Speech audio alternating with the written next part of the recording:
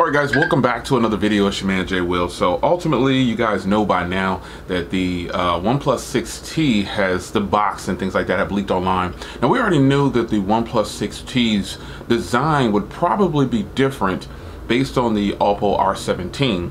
So if you didn't see it yet, I'll go ahead and put some photos up so you can see that pretty much they're doing this design. That's what they're doing. They're just calling it the water drop. But ultimately it's the same design as the Essential phone, and you know, it's going to be a lot better because a lot of people don't like the big area called the notch, if you will. But this is a great design. I think Andy Rubin, when he brought this design out, it really kind of hurts my heart that he's not coming back again, because he could definitely launch a new version of this with a bigger screen for $599 or $499, and it would sell like hockey. $499 would be a definite good spot.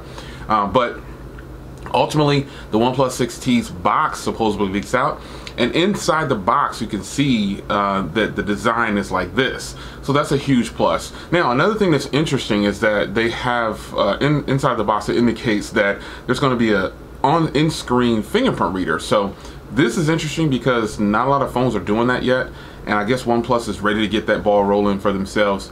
So hopefully they do do something like that and bring it to the US officially, because it's gonna, we get to see what the pricing is gonna be like, because OnePlus has been on a steady climb with a price increase, and there's nothing we're gonna be able to do about that.